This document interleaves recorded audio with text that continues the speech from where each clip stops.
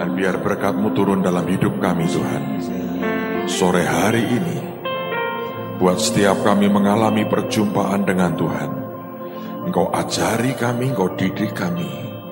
Buat semua kami menangkap apa yang Tuhan mau sampaikan. Ini sebuah tahun yang luar biasa. Ini tahun yang sangat ajaib. Biarkan karya-Mu nyata atas hidup kami. Dan jalan-jalan-Mu nyata atas hidup anak-anak-Mu. Terima kasih Tuhan. Kami bersyukur dan percaya semua kami diberkati Tuhan. Ini awal tahun yang ajaib buat semua kami tanpa terkecuali. Di dalam nama Tuhan Yesus. Semua kita berkata amin. Silakan duduk saudara. Shalom.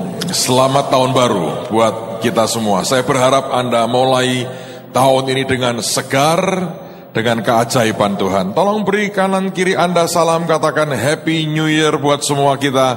Dan buat sebuah tahun yang ajaib kita akan mulai dalam hari-hari ini. Saudara sekalian, sebelum kita bahas apa yang Tuhan taruh di hati, saya mau ingatkan saudara begini. Setiap kali kita ini mengikuti acara seperti acara Bahtera yang kita terima dari Tuhan setahun 2 kali, itu sebuah anugerah. Maka ini yang harus Anda dan saya perhatikan. Saudara harus bisa menangkap akan highlight-nya. Apa itu Pak? Apa yang sebetulnya merupakan pesan Tuhan yang ada di atas semua yang kita terima? Saya perhatikan biasanya itu ada pesan Tuhan.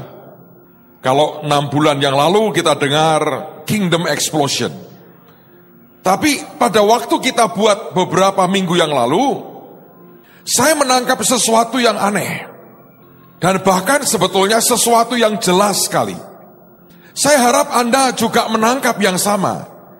Karena kalau kita bisa menangkap yang sama, nanti sepanjang tahun ini akan jauh lebih ajaib, lebih mudah. Kita ngerti kemana Tuhan akan membawa kita. Nah saudara, salah satu yang Tuhan sangat kuat katakan dengan kita, itu ada pada Mika pasal yang ke-7. Sekarang mari kita buka dulu. Mika pasal yang ke-7 ayat yang ke-11. Mika 7 ayat yang ke-11.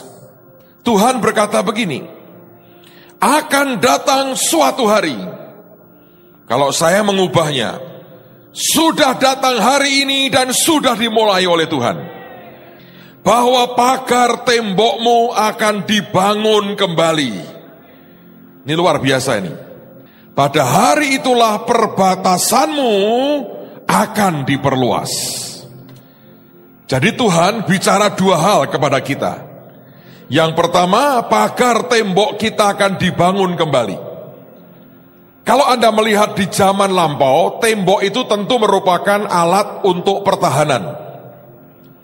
Kalau saudara melihat kota tanpa tembok, maka kota itu merupakan kota yang sangat terbuka, sangat rawan, gampang diserbu, gampang dihancurkan, dan gampang dijarah. Maka Tuhan berkata tahun ini, Dia mau bangun tembok perlindungan atas kehidupan kita. Secara roh Anda mesti ngerti banyak tentang peperangan rohani. Saudara juga harus punya dasar akar yang kuat di dalam firman Tuhan. Di jiwa kita harus punya unity satu dengan yang lain. Anda dengan sesama dalam keluargamu, dengan teman-teman di gereja, tubuh Tuhan di tempat ini, dengan para pemimpin rohani saudara, kita mesti punya kesatuan, unity yang kuat. Dengan demikian musuh tidak dengan gampang menerobos kita. Bahkan dengan cepat kita bisa halau dan balikkan keadaan. Tapi di tubuh, di daging, saya percaya Tuhan ingin membuat kita sebetulnya memiliki akan fungsi kedua daripada sebuah tembok kota. Tembok sebuah kota itu mencerminkan akan harga diri daripada kota itu. Ada dignity, ada harga diri. Dan itu yang Tuhan mau bangun. Ada orang berkata, Pak, kita kan harus hineni. Ya, justru di hadapan Tuhan sikap kita harus hineni. Merendahkan diri di hadapan Tuhan sebagai hamba. Dan bergantung hanya kepadanya. Tapi di hadapan manusia, Tuhan akan bangun setiap kita jadi orang-orang yang luar biasa. Orang tidak dengan gampang melihat kita merendahkan dan berkata, ya ini gak ada apa-apanya ini. Karena Tuhan berkata sudah waktunya anak-anaknya jadi terang dunia yang sebenarnya. Orang melihat saudara dan saya melihat akan kemuliaan Tuhan yang ajaib. Siapa yang rindu Tuhan bangun tembok dalam hidup saudara? Tapi yang kedua dia berkata bukan hanya tembok dibangun, dikatakan perbatasanmu akan diperluas. Kalau saudara membaca dalam terjemahan yang lain, kata perbatasan diterjemahkan dengan sayapmu akan direntangkan sangat jauh. Dan bahkan dikatakan bukan hanya sayap, tapi dekretmu akan diperluas sampai jauh. Saudara, apa artinya ini? Setiap orang sebetulnya Anda punya perbatasan yang berbeda-beda luasnya. Kebanyakan dari manusia batasannya ada pada dirinya sendiri. Di luar dirinya seringkali dia tidak punya wilayah. Orang tua masih lumayan. Kalau Anda seorang suami, Anda punya wilayah pada istri. Tidak semua juga sih. Ada istri-istri yang berkata saya otonom, daerah istimewa, duit boleh masuk, peraturan tidak. Saya punya peraturan sendiri. Itu punya masalah saudara. Anda harus bicara di round table, meja bundar lah. Untuk secara politik Anda harus diskusikan itu. Kemarin kami baru pulang dari Jepang. Saya mau beritahu saudara dengan segala hormat, bersyukurlah Anda bukan orang Jepang, terutama para pria. Tour guide kami orang Indonesia, seorang ibu-ibu sudah menikah sama orang Jepang puluhan tahun. Dan dia cerita dengan bangga sekali, dia berkata begini, bapak-bapak, ibu-ibu mungkin berpikir bahwa wanita Jepang ini sangat tunduk pada suami, hai-hai dan bungkuk-bungkuk sama suami. Kelihatannya begitu, tapi di rumah kamilah bos yang sebenarnya. Dan dia berkata, setiap gaji dari suami semua di-store ke istri. Nanti istri memberikan perpuluhan kepada suaminya. Dan itu buat uang makan siang. Maka perhatikanlah kalau pas jam kantor, waktu makan siang, para suami kalau makan tidak pernah di restoran. Dia adalah cari restoran yang gak ada kursinya, yang makan mie satu mangkok murah cuman sepeser, dan makan kerja lagi. Tapi di restoran-restoran, istri-istrinya nongkrong di situ, makan di restoran. Karena dia pegang 90% dari gaji suami. Siapa yang setuju itu diperlakukan dalam keluargamu? Coba angkat tangan, ada yang setuju? Ibu-ibu, berbahagialah suami-suami.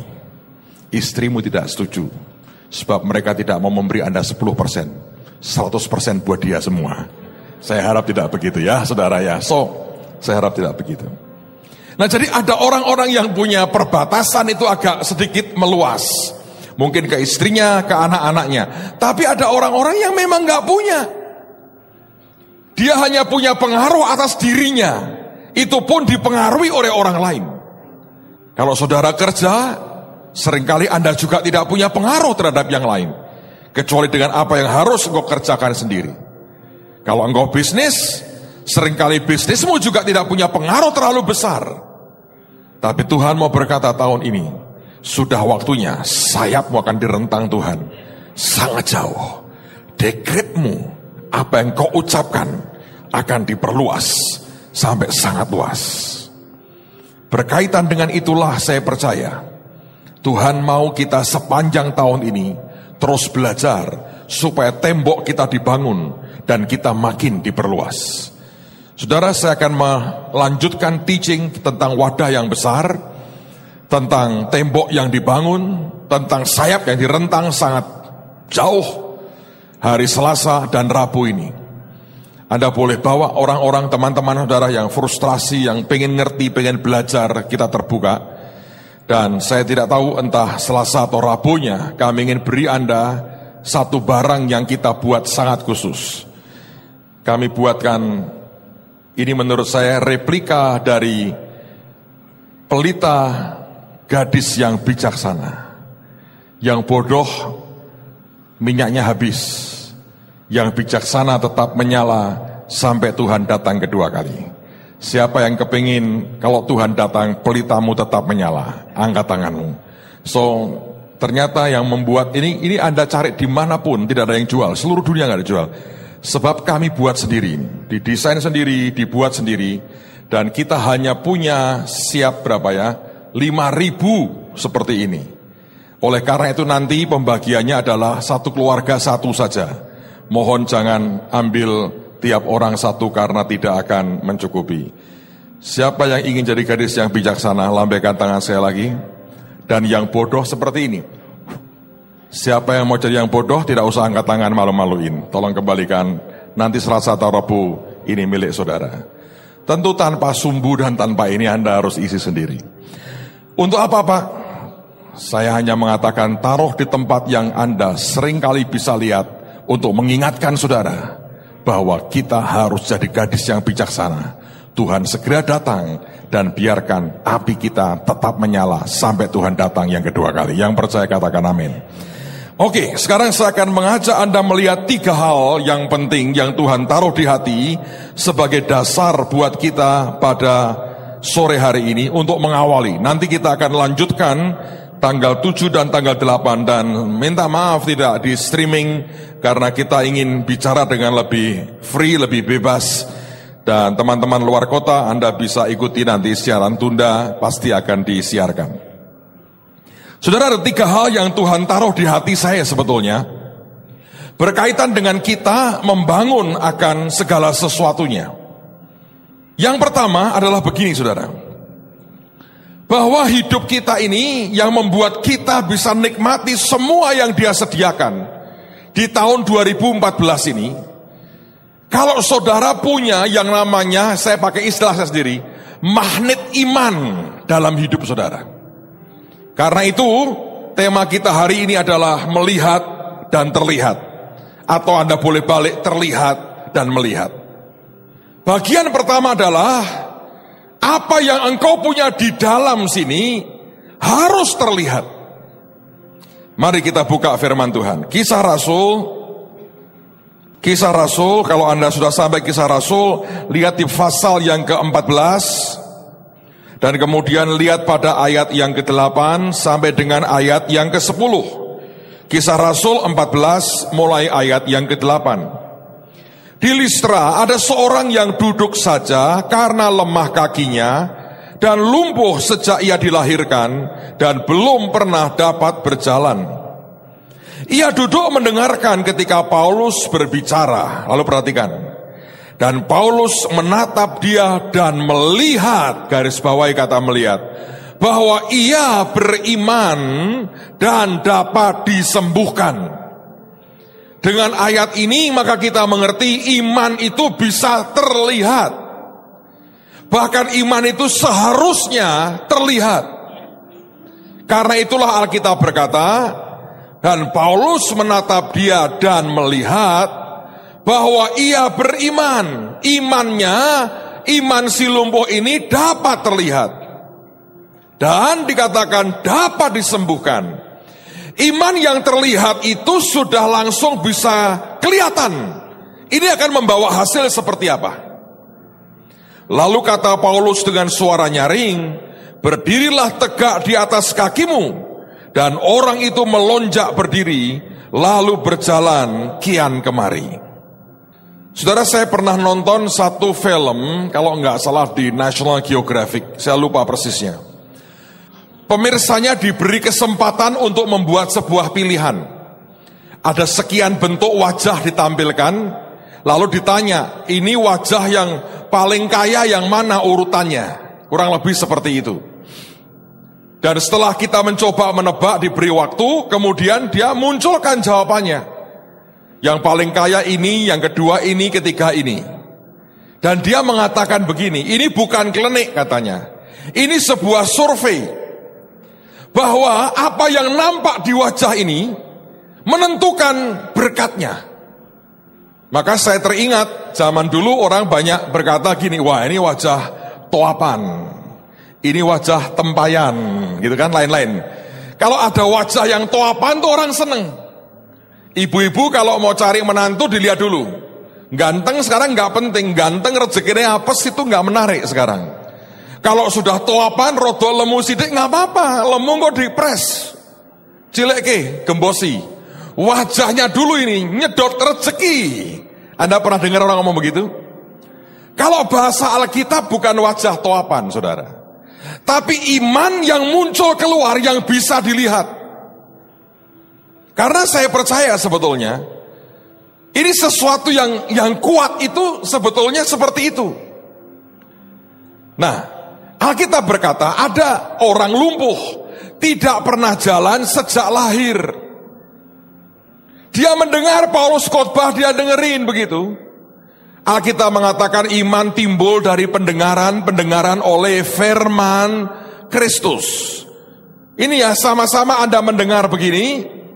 Menurut saya kalau jarak kita cukup dekat, saya bisa ngerti mana yang berbinar matanya, mana yang mulai ngantuk. Kenapa? Sebab iman itu mulai kelihatan. Begitu Anda mendengar firman, harusnya reaksi yang muncul dari dalammu adalah iman. Nah ternyata iman itu bisa terlihat. Saya dari tahun kira-kira 92, 93 saudara. Itu kan setahun bisa 3-4 kali saya itu ikut KKR-nya Benihin. Saya ini dekat dengan orang yang ngatur kursi. Jadi itu kursi itu diatur. Dan orang-orang ini ditakuti. Rupanya kalau kita enggak, yang ngatur kursi seringkali takut. Ada mafia-mafia JKI yang nongkrong, ini weku. Wah susah sudah saudara. Nah itu nggak boleh sih, kadang-kadang itu diatur. Sehingga saya dengar pada waktu tutup tahun beberapa bangku depan kosong, nggak jelas siapa yang isi. Tapi ada yang begitu saudara. Nah di Benihin itu ada sebetulnya orang yang ngatur kursi. Dan saya berkali-kali ngobrol dengan dia. Saya bilang, apa kriteriamu? Ini kursi buat siapa? Dia ngomong terus terang. Beberapa bagian memang itu undangan-undangan khusus para hamba Tuhan. Tapi kursi-kursi di depan, di belakang nomor 1 itu, saya harus bisa membedakan. Ini orang bisa beriman, nyedot bener atau enggak. Yang gaya ngantuan, tidur di depan, itu enggak boleh. Saya kalau sampai itu pendeta saya, lihat baris 2-3 tidur, habis saya. Kenapa saya berkata? Sebab ini rahasianya. Karunia itu ngalir kalau ada yang nyedot. Kalau ada magnetnya. Ini coba ya saudara ya. Anda itu bisa menjatuhkan orang atau memberikan dorongan kepada orang itu gampang. Kalau anakmu ngomong nih, Pak Kusul, selapa kita ini Pak, beli pesawat terbang Pak. Ya karepmu, semangatnya hilang. Tapi kalau anak berapa, Pak kita usul. Oke usul apa? Beli pesawat Pak. Berapa? 1, 2 anak. Oh 2 ya? Iya. Makanya kuliah sing benar. Sekolah sing bagus. Jangan 2-3. Mamamu tuh belanja terus. Ora apa-apa kalau mau pasar. Numpak pesawat karo terjun payung. Nang pasar kayak ora ono landasan. Telu nang, ayo. Kamu sekolah sing bener, kerja, dapatkan uang. Usulmu ku terima, bahkan ku dukung 300%. Nanti anakmu akan semangat walaupun bingung. Wah, celaka nih gua mesti kuliah dan sekolah ini ternyata. Tapi minimal tidak Anda runtuhkan itu. Ngerti saudara? Ya. Jadi kalau ini ya, kalau dengerin baik-baik. Anda kalau beriman ini, iman itu muncul, itu akan seperti magnet. Begitu blessing Tuhan ngalir, nyambernya cepat sekali. Dan itu yang membuat sebuah perbedaan. Coba kita lihat lagi. Ingat loh, iman itu bisa kelihatan. Sekarang mari kita lihat di Injil Matius. Matius pasal yang ke-9. Lihat pada ayat yang pertama dan ayat yang kedua. Matius 9 ayat pertama dan kedua. Sesudah itu naiklah Yesus ke dalam perahu lalu menyeberang. Kemudian sampailah ia ke kotanya sendiri. Maka dibawa oranglah kepadanya seorang lumpuh yang terbaring di tempat tidurnya. Ketika Yesus melihat iman mereka, berkatalah ia kepada orang lumpuh itu, percayalah hai anakku, dosamu sudah diampuni. Ini iman orang bisa kelihatan. Alkitab berkata Yesus melihat iman mereka. Pertanyaannya adalah apakah Yesus melihat iman saudara? Iman itu bisa terlihat. Lagi ya, tunjukkan lagi. Matius lagi.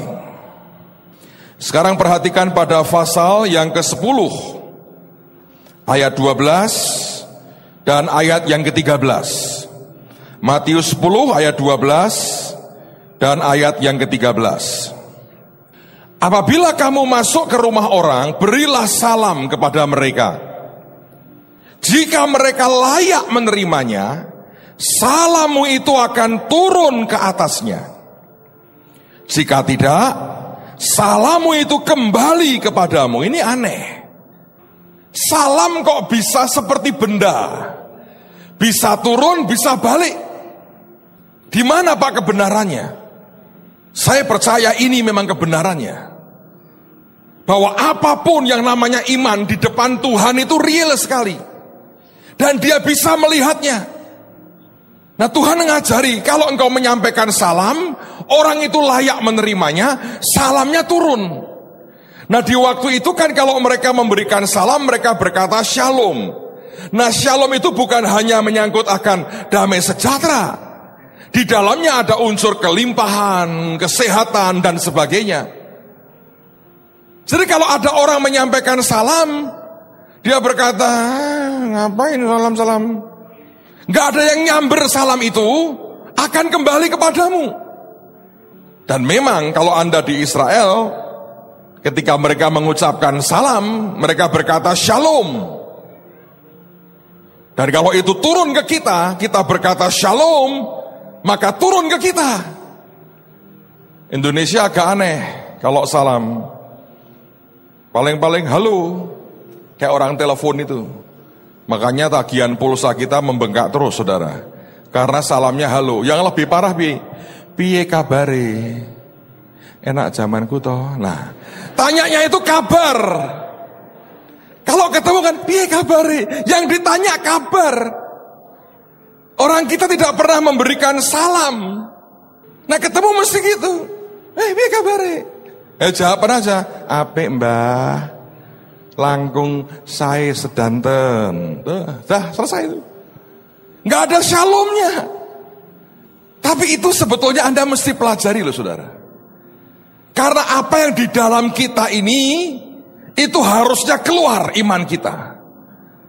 Dan itu seperti magnet. Dan apapun yang Tuhan sediakan buat kita, magnet itu akan nyedot. Dan itu akan masuk dalam kehidupan kita. Sekarang pertanyaannya, Pak, prakteknya bagaimana? Saya beri dasar dulu yang pertama. Coba kita buka firman Tuhan di Roma pasal yang ke-12. Roma pasal yang ke-12, lihat pada ayat yang ketiga. Roma 12 ayat yang ketiga. Berdasarkan kasih karunia yang dianugerahkan kepadaku, aku berkata kepada setiap orang di antara kamu, janganlah kamu memikirkan hal-hal yang lebih tinggi daripada yang patut kamu pikirkan.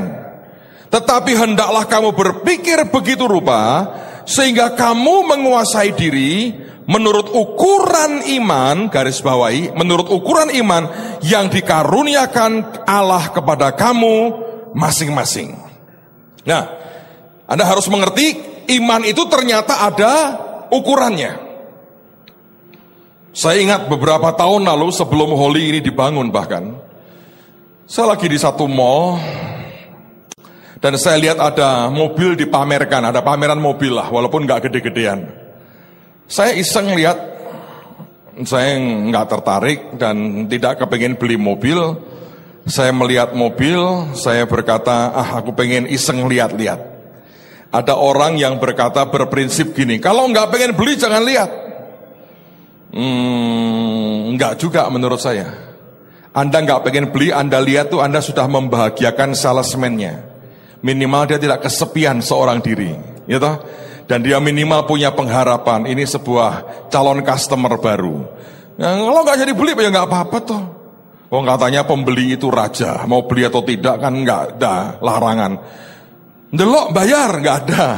Kalau mecahke bayar ada, ndelok bayar tuh nggak ada, lihat bayar tuh nggak ada, saudara. Jadi saya cuma lihat aja. Saya lihat pada waktu itu harganya sekitar 300 juta. Itu sekian tahun yang lalu lah. Dan saya lihat itu ya, melihat harganya juga makin tidak tertarik. Kalau 300 ribu rupiah ya kita pertimbangkan. Wong 300 juta, nggak tertarik juga saya. Lalu saya sambil lihat-lihat, saya buka pintunya, duduk di dalamnya. Enak juga ya, saya bilang. Oh senang, oh wah ini enak Pak.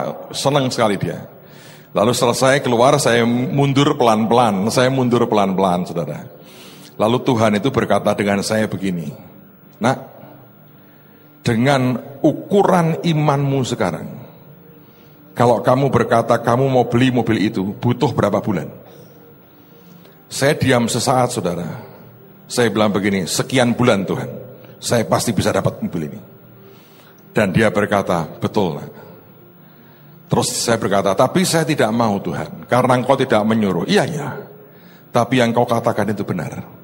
Dengan ukuran imanmu ini, dalam sekian bulan seperti yang kau katakan, engkau akan selesaikan dan engkau akan bisa punya mobil ini. Saudara, itu mengingatkan saya perkataan Paulus, bahwa Tuhan memberikan kepada kita masing-masing itu ukuran iman. Nah, kalau ada ukurannya, Alkitab juga mengatakan, Rasul yang sama berkata, kita itu berjalan from faith to faith. Dari satu iman kepada iman yang lebih besar lagi.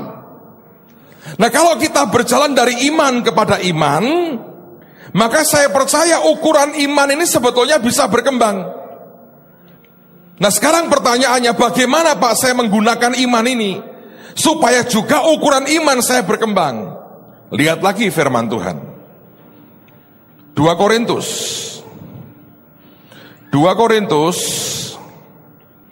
pasal yang keempat, ayat yang ke-13. 2 Korintus pasal 4 ayat yang ke-13. Alkitab berkata, namun karena kami memiliki roh iman yang sama, seperti ada tertulis, aku percaya, sebab itu aku berkata-kata. Maka kami juga percaya, dan sebab itu kami juga berkata-kata. Jadi bagaimana Pak kalau saya beriman, apa yang harus saya kerjakan? Berkata-kata. Anda pernah dengar pengajaran believing and speaking? Anda percaya, karena itu engkau berkata-kata. Saya beri contoh paling sederhana. Suatu hari Anda mungkin melihat sesuatu barang, engkau berkata begini, wah saya mau beli speaker ini, supaya speakernya supaya rumah saya bisa lebih oke lagi, stereonya mantap, saya dengar pujian bisa oke, saya mau beli speaker. Lalu Anda ngukur dengan imanmu, Anda pertama lihat duitmu, Anda berkata enggak punya ini, enggak cukup ini. Tapi engkau berkata, Tuhan aku pengen ini. Lalu engkau mulai berdoa, Tuhan kalau boleh ini Tuhan, aku mau beli speaker ini. Dan engkau mulai berkata dalam nama Yesus. Bukankah firman berkata tidak ada yang mustahil bagi orang yang percaya? Lalu Anda mulai berkata, Tuhan kalau engkau mau gampang ini, kalau engkau mengiyakan dengan gampang Tuhan, aku akan dapatkan ini. Aku percaya Tuhan. Terus gimana Pak? Ya sudah, gitu aja. Lebih keren kalau Anda foto atau ada ininya, brosurnya tempel di kamar saudara. Tiap kali ingat Anda berkata dalam nama Yesus. Kenapa tidak?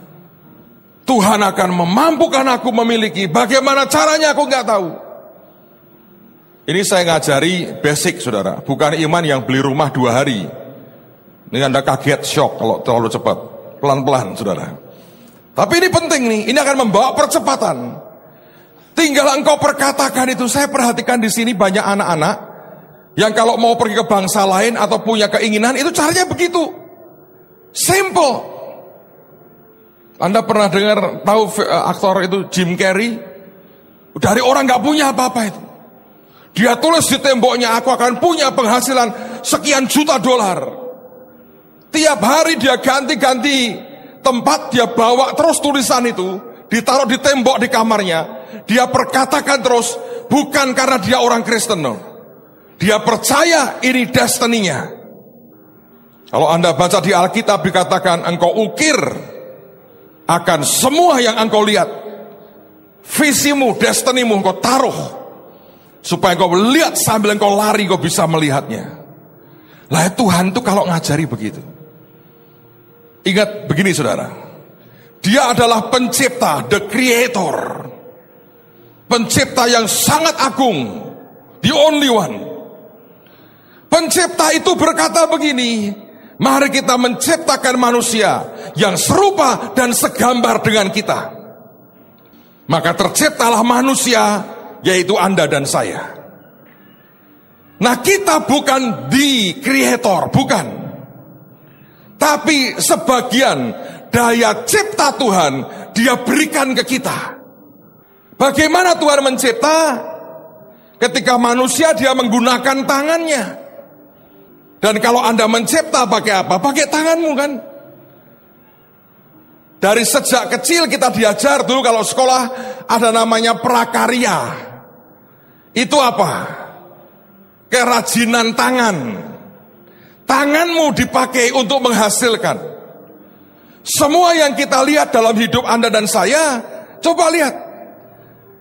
Kemeja, kaos, t-shirt, batik, apapun yang kau pakai, seseorang menggunakan tangannya ini. Pertama mendesain, menggambarnya. Ketika jadi kain, dipotong, dijahit, diberikan semuanya, pakai tangan. Tapi di kreator kita juga ketika menciptakan, pakai perkataan. Dia berkata, jadilah terang, maka terang itu jadi. Maka kita diberi kesanggupan, punya sebagian dari kekuatan ciptaannya Dia, kesanggupan menciptanya lebih tepat, dengan menggunakan mulut yang sama. Nah, kalau saudara menggunakan ini dengan baik, Anda mulai memperkatakan, terus memperkatakan, itu akan ajaib. Satu ayat tadi saja misalnya, tiap hari kau berkata, hari ini tembokku dibangun, tidak ada musuh menerobos keluarga dan hidupku. Hari ini aku percaya aku berakar dalam firman, dan aku percaya Tuhan membangun tembokku, untuk membangun akan harga diriku di hadapan Tuhan dan manusia. Aku adalah pangeran-pangeran kerajaan surga, anak-anak Allah dari yang maha tinggi. Tembok dibangun dalam nama Yesus. Terus engkau berkata, hari ini aku membentangkan sayapku sangat jauh, perbatasanku ditambah diperlebar sangat jauh. Kalau Anda berkata seperti itu saja, saudara akan lihat ya, hidupmu akan berubah. Tiap hari engkau memperkatakan itu, sesuatu akan berbeda saudara. Tapi seringkali perkataan kita dan reaksi kita sangat negatif. Tidak seperti apa yang seharusnya. Alkitab berkata, aku percaya, karena itu aku berkata-kata. Maka apa yang kau berkata, aku percaya itu, engkau harus belajar untuk mengucapkannya. Ayat lagi, Mazmur pasal yang pertama. Mazmur pasal yang pertama. Kalau Anda sudah ketemu Mazmur pasal pertama, lihat ayat yang pertama juga sampai dengan ayat yang ketiga. Mazmur pasal yang pertama, ayat pertama sampai dengan ayat yang ketiga.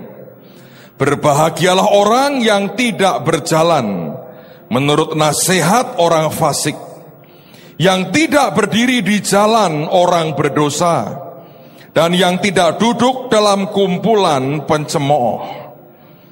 Dengerin ya saudara, kalau Anda sedang jalan, lalu ada orang yang fasik, ngomongnya sudah ngaco, nggak karo-karuan, ikut jalan dengan saudara, dan engkau biarkan dia jalan dengan Anda. Biasanya engkau tidak langsung bergabung dengan mereka, mereka yang mencoba mendekat kepadamu. Dan engkau biarkan, satu hari orang itu akan membuat engkau tidak lagi berjalan, tapi akan berdiri. sudah nggak bisa lagi jalan, Anda tidak punya lagi destiny, tidak tahu lagi harus seperti apa, engkau hanya berdiri bengong. Dan tiba-tiba Anda dikerumuni orang berdosa. Dan kalau engkau biarkan kerumunan itu mengerumuni Anda, maka dalam waktu tidak lama, Anda bukan hanya berdiri, Anda akan duduk. Dan Anda akan dikerumuni dengan orang-orang yang kerjaannya hanya mencemooh saudara. Begitu Anda kumpul dengan pencemooh, habis, you are finished. Tidak ada pencemooh yang masuk kerajaan surga. Ayat 2. Tetapi yang kesukaannya ialah Taurat Tuhan, dan yang merenungkan Taurat itu siang dan malam. Taurat kalau direnungkan itu bukan seperti orang melamun ya saudara. Beda. Kalau Anda membaca firman, engkau dapat firman, engkau dapat rema, maka apa yang harus engkau buat? Engkau harus renungkan firman itu siang dan malam. Dan kata merenungkan itu sebetulnya kata bergumam. Seperti Anda mengucapkan itu. Firman itu kau ucapkan berulang-ulang, berulang-ulang. Anda tahu dukun itu sebetulnya niru Tuhan. Setan itu plagiator. Dia niru yang Tuhan buat. Makanya kita mengerti ada orang yang kerjaannya komat kamit. Ya kan? Apa yang terjadi? Orang membaca mantra katanya. Mantra itu apa? Kalimat-kalimat yang diucapkan berulang-ulang. Padahal sebetulnya itu Tuhan ngajari untuk anak-anaknya. Tapi anak-anaknya gak pernah melakukannya. Kita lebih suka ngomel. Kita lebih suka menggerutu. Kita lebih suka bersungut-sungut. Dan bukan merenungkan, memperkatakan firman itu siang dan malam. Seharusnya kalau Anda dapat janji Tuhan, itu harus Anda belajar mengucapkannya. Satu hari mungkin firman ketika Anda baca, melompat satu ayat yang Paulus katakan, bahwa Tuhan memberi kita jauh lebih dari yang kita pikirkan dan doakan. Jangan diam. Itu perkatakan, harus berkata dalam nama Yesus. Tuhan memberi lebih dari yang aku pikirkan dan aku doakan. Dia beri lebih, dia beri lebih, dia beri lebih. Anda masih melihat speaker di gambarnya, oh kurang gede, aku motret yang lebih gede. Datang ke Holy, Anda potret lebih gede, cepret, tempelkan gambarnya. Dia memberi jauh lebih, jauh lebih, jauh lebih. Ada orang berkata, sing cilik wae kowe durung entuk kok nyolok sing gede. Sebab dia memberi jauh lebih. You just sialap, diam aja lu. Dia memberi jauh lebih. Anda mesti belajar itu. Itu akan muncul dari dalammu. Dan kalau itu muncul, saudara, lama-lama Anda akan sangat menguasai. Anda akan hidup dengan iman itu sangat ringan. Teman saya pernah berkata, mari kita bermain-main dengan iman. Sebab memang betul menurut saya, kalau itu dipraktekkan dalam hidupmu, Anda jadi orang yang, kalau pendekar itu main, kalau Anda pegang pedang, tanganmu kena, kalau pendekar itu dia bisa tarikan pedang itu sebegitu gampang. Sebab dia kuasai tiap detailnya. Ternyata iman juga begitu. Anda kendalikan, Anda kuasai tiap detailnya, itu akan dahsyat sekali. Gimana Pak caranya? Perkatakan. Semakin kau perkatakan, ingat loh, hidup dan mati dikuasai lidah. Siapa suka menggemakan, dia makan buahnya. Maka berlaku seperti Mazmur pertama tadi. Anda merenungkan firman siang dan malam, Anda memperkatakan itu, maka apa yang terjadi? Pada ayat yang ketiga, Alkitab berkata, ia seperti pohon yang ditanam di tepi aliran air, yang menghasilkan buahnya pada musimnya, dan yang tidak layu daunnya. Dan kemudian Alkitab berkata, apa saja yang diperbuatnya berhasil. Apa saja. Lupa apa saja itu artinya apa? Artinya apa saja. Bukan maksudnya apa saja Pak, itu artinya apa? Artinya opo wae. Sudah kalau mau tahu. Kabeh. Apa saja. Kenapa? Karena sebetulnya semua itu terbuka dengan namanya iman itu. Nanti tentu saudara, orang kan punya kedewasaan ya. Saudara kan bebas di hidup di Indonesia itu kan enak. Tapi Anda tidak punya kedewasaan toh. Kedewasaan untuk mengerti bahwa ini melanggar, ini tidak, ini merugikan orang, ini tidak, ini membuat orang marah, ini membuat orang happy. Anda kan punya Anda sebagai orang dewasa kan tahu sebetulnya. Maka saya berkata itu apa saja itu seperti itu. Indonesia kan Anda boleh, semua yang legal Anda boleh nikmati kan. Apa saja, iya apa saja. Kurang apa Tuhan? Nah pertanyaannya adalah apakah Anda dan saya punya magnet iman yang cukup buat nyedot itu dalam kehidupan kita? Kalau tidak saudara, ya nggak akan terjadi apa-apa. Akan terus seperti itu. Saya menyembah Tuhan yang real dan hidup. Bukan Tuhan yang cuma teori dan Tuhan yang mati dan tidak bisa berbuat apa-apa. Dan Tuhan yang kita sembah, tahun ini dia berkata, aku bangun tembokmu nak, dan perbatasanmu aku perluas. Sebagai dasar saya mau berkata, miliki iman ini, belajar diperkatakan. Sebab kalau kita memperkatakan terus yang negatif saudara, hidupmu akan kena masalah.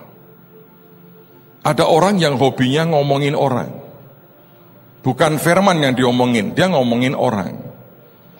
Ini maaf, bukannya nggak sopan. Saya harus ngomong terus terang supaya Anda gamblang. Anda tahu semua yang tidak ada gunanya yang sia-sia itu seperti kentut. Kalau Anda keluarin gasmu, sebagian kau hirup sendiri. Gitu? Tapi ada orang-orang yang hobinya menghirup gas seperti itu. Anda berkata, siapa yang sakit perut mendekat kepadaku, ada berita apa? Karena orang Indonesia gitu, piye kabare? Yang kita tanya soal kabar. Bukan kita memberkati berkata shalom, itu enggak. Shalom itu cuma di mimbar. Seringkali kebiasaan kita piye kabare, kayak mbak itu piye kabare. Dan itu sebetulnya yang meruntuhkan kita. Maka lihatlah di berita. Semua kabar gosip, semua kabar ini orang Indonesia paling hobi. Dan percayalah tidak membawa Anda kemana-mana. Seandainya orang percaya bisa ngerti hal ini, itu akan membuat sebuah perbedaan yang luar biasa loh saudara. Saya berharap Anda menangkap itu. Amen saudara. Nah yang kedua, tadi yang pertama kita mesti keluar itu. Ada yang keluar dari dalam kita, yaitu iman kita. Seperti magnet nyambar dengan kuat. Tapi yang kedua, coba buka Injil Lukas pasal yang ke-24 ayat yang ke-13. Lukas pasal yang ke-24 ayat 13. Pada hari itu juga 2 orang dari murid-murid Yesus pergi ke sebuah kampung bernama Emmaus yang terletak kira-kira 7 mil jauhnya dari Yerusalem. Dan mereka bercakap-cakap tentang segala sesuatu yang telah terjadi. Ketika mereka sedang bercakap-cakap dan bertukar pikiran, datanglah Yesus sendiri mendekati mereka, lalu berjalan bersama-sama dengan mereka. Tetapi ada sesuatu yang menghalangi mata mereka, sehingga mereka tidak dapat mengenal dia. Alkitab menggunakan istilah ada sesuatu yang menghalangi mata mereka. Ini pernah dialami oleh orang bernama Hagar. Satu kali Sarah minta kepada Abraham untuk mengusir Hagar dan Ismail anaknya. Abraham sebal sekali hatinya, dia cinta anaknya, bagaimanapun ini adalah anak kandungnya. Tapi Tuhan berkata kepada Abraham, turuti omongan istrimu. Lalu kemudian dia berikan bekal kepada Hagar dan Ismail, sambil memberikan sekirbat air. Sekirbat ya 1 kantong air. Dan mereka jalan lewat padang gurun yang sangat tandus. Mereka minum airnya karena kehausan, dan satu titik airnya habis karena hanya 1 kirbat. Dan ketika melihat keadaan itu, Hagar tidak tega melihat anaknya mati di depan matanya.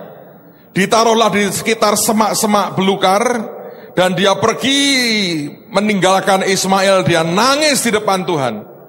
Dan dia berkata, Tuhan, kalau engkau tidak tolong, mati aku di sini. Dan tiba-tiba Tuhan menghampiri Hagar, dan Tuhan menjamin akan Hagar.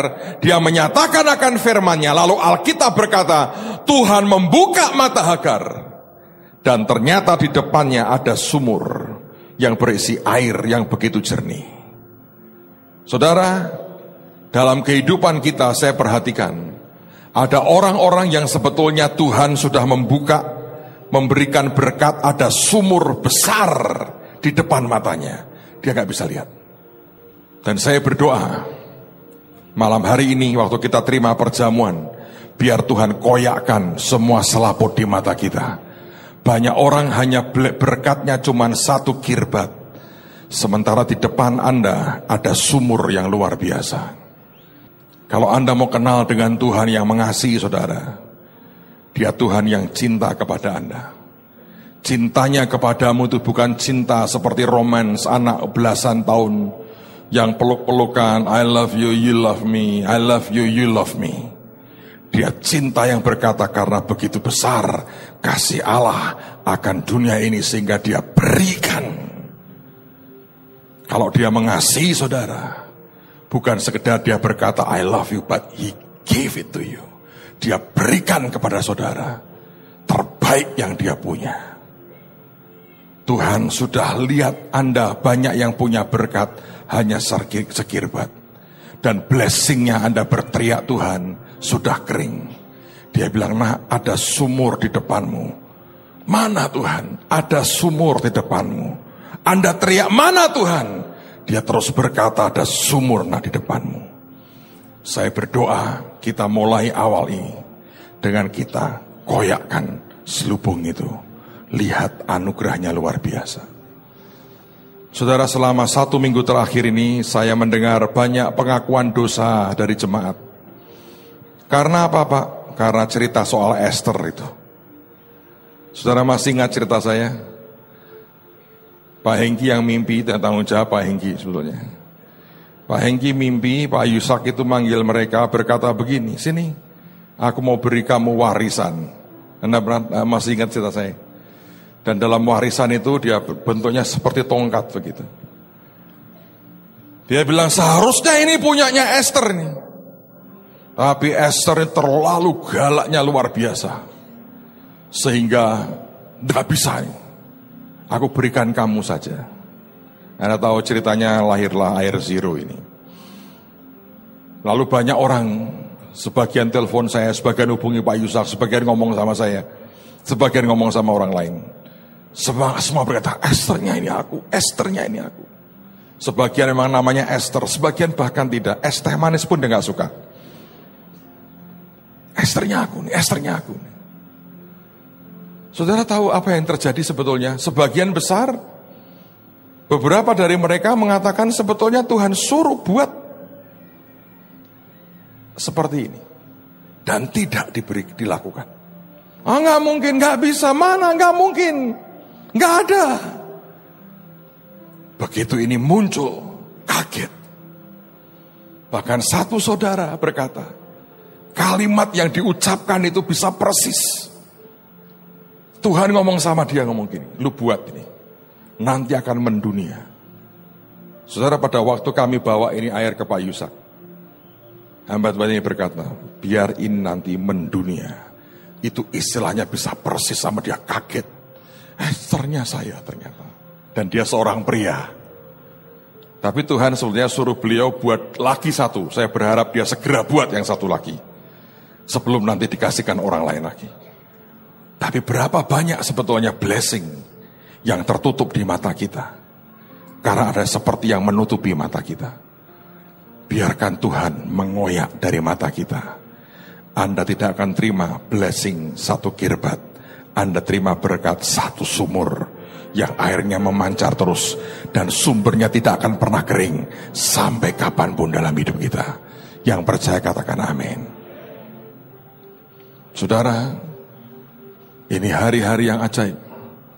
Saya sungguh-sungguh ingin setiap saudara mengerti, Tuhan yang kita sembah memang Tuhan yang luar biasa. Yang terakhir, yang ketiga, yang ini kebalikan dari yang pertama. Kalau yang pertama itu imanmu terekspos. Kalau yang kedua, Anda bisa terlihat, melihat. Tapi yang ketiga sebetulnya begini. Ada orang yang seakan-akan berkat itu tersembunyi buat dia. Saya sering kali lihat. Ada waktu Tuhan memberkati itu saya lihat. Si A dapat, si B dapat. Sampai si C dia lompat. Kenapa? Ada story-nya. Coba lihat perkataan Yesus, saudara. Di Injil Lukas, pasal yang keempat, ayat 25 sampai dengan ayat yang ke-27. Sebelum saya baca, ini background-nya begini, saudara. Yesus lagi ngajar di kampung halamannya, orang-orang menolak dia. Ini kan anaknya Yusuf sama Maria, kok bisa ngomong begini? Mereka kecewa, mereka menolak dia. Dan Tuhan berkata, memang benar, Nabi dihormati di mana-mana, kecuali di kampung halamannya sendiri. Lalu kemudian dia berkata begini, ayat 25, Lukas 4:25. Dan aku berkata kepadamu, dan kataku ini benar. Pada zaman Elia terdapat banyak perempuan janda di Israel, ketika langit tertutup selama 3 tahun dan 6 bulan, dan ketika bahaya kelaparan yang hebat menimpa seluruh negeri. Tetapi Elia diutus bukan kepada salah seorang dari mereka, melainkan kepada seorang perempuan janda di Sarfat di tanah Sidon. Dan pada zaman Nabi Elisa banyak orang kusta di Israel, dan tidak ada seorang pun yang dari mereka yang ditahirkan, selain daripada Naaman, orang Syria itu. Saya membacanya begini, ada begitu banyak janda di Israel, Tuhan lewat nabinya akan memberikan berkat pelipat gandaan. Yang didatangi bukan salah satu daripada orang Israel, dia mendatangi orang yang bukan orang Israel. Kalau Anda mau tahu, di zaman itu ratunya namanya Isabel, dan Sarfat itu merupakan, atau Sidon merupakan daerah kampung halaman daripada Ratu Isabel. Tapi Tuhan melihat ada seorang janda, yang lain seperti nggak terlihat, yang terlihat cuma satu. Kenapa bisa begitu? Sebetulnya dalam kaitan Tuhan mau berkata, sikapmu itu loh. Negatif thinkingmu itu menciptakan sebuah aura jelek yang bahkan menutupi Anda dari berkat yang sedang dicurahkan dalam kehidupan kita. Seringkali oleh karena penderitaan, oleh karena kesusahan, oleh karena tekanan, tiba-tiba bisa begitu. Sudah negatif. Saudara, melayani banyak orang itu punya suka duka tersendiri. Saya cerita ini bukan kenapa-kenapa, tapi ini merupakan keprihatinan saya. Dalam kehidupan saya ini, saya nggak sampai di sebuah titik di mana saya mesti belajar bijaksana. Untuk cerita, bersaksi, itu mesti belajar bijaksana. Ada masa dalam kehidupan saya ini yang Tuhan berkata begini, nak, saring betul mana yang bisa kamu ceritakan, mana yang tidak. Mungkin juga saya salah, menyaring saya sangat ketat, saudara. Sehingga ada sebuah periode di mana saya bahkan gak cerita sama sekali berkat yang Tuhan berikan dalam hidup saya. Dulu ketika zaman semua permulaan lagi belajar gitu, saya sering cerita. Karena saya berharap cerita itu, story itu membangkitkan iman banyak orang, lalu mereka ikut berlomba kejar Tuhan. Di sebuah titik saya melihat, percepatan luar biasa, saya berhenti. Dan itu cukup lama saya tidak cerita blessing pribadi. Dan yang ajaib, ada yang berkata begini, Ini pendeta kita ini kok sudah nggak ada berkatnya ini. Kok nggak pernah cerita diberkati ya? Ini kok nggak ada berkatnya. Mungkin sudah waktunya kita cari pendeta lain yang lebih diberkati. Pada waktu itu ada hamba Tuhan diberi emas 2 kilo. Dia ceritakan kemana-mana. Dan orang ini berkata, kita pindah aja ke sana ya. Dia berkatnya emas 2 kilo.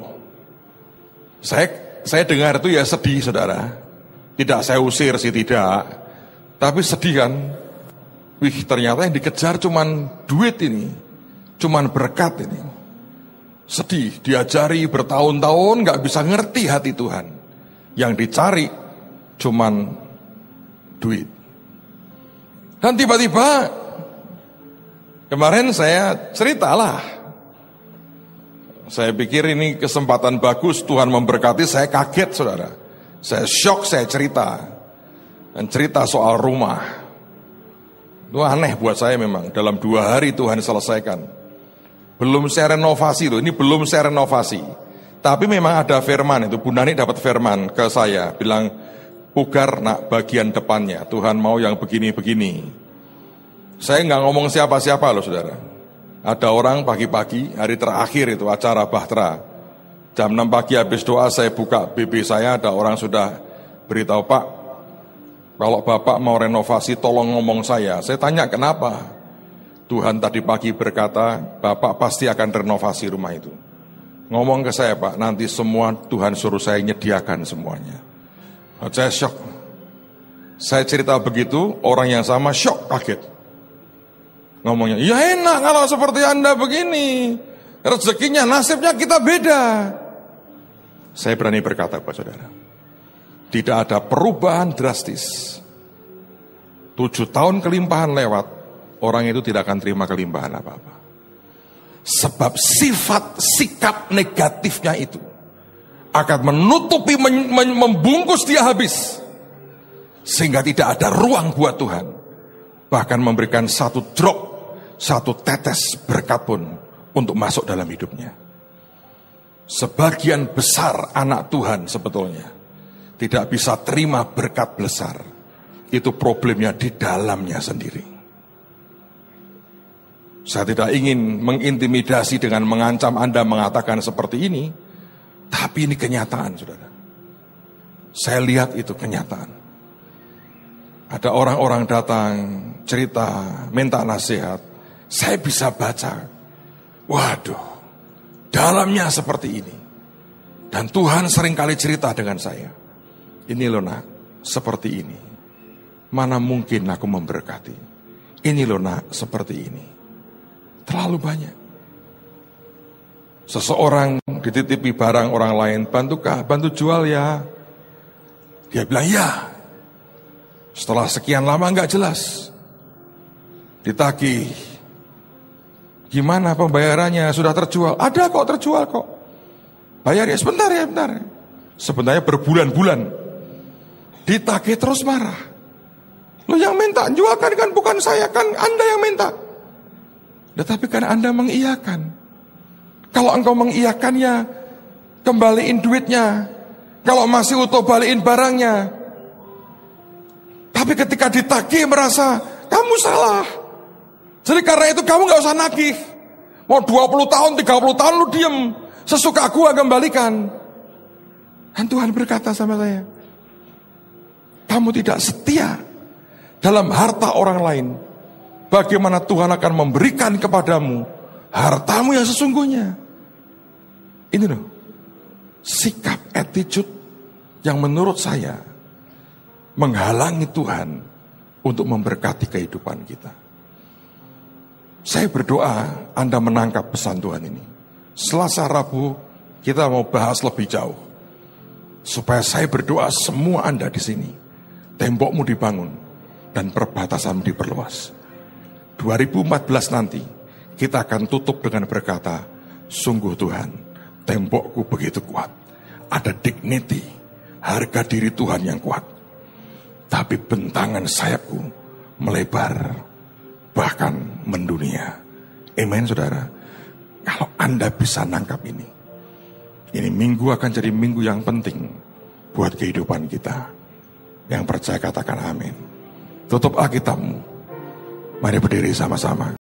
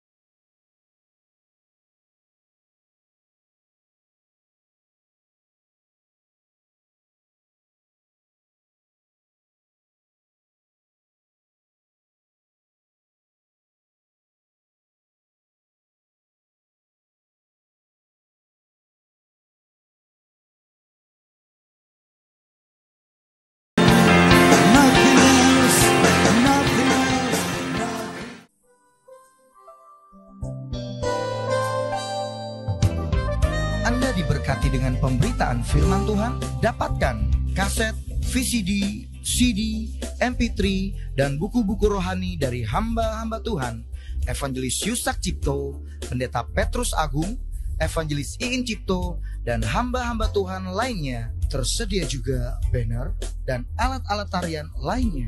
Hanya di toko buku Bless to Bless. Bless to Bless. Bless to Bless.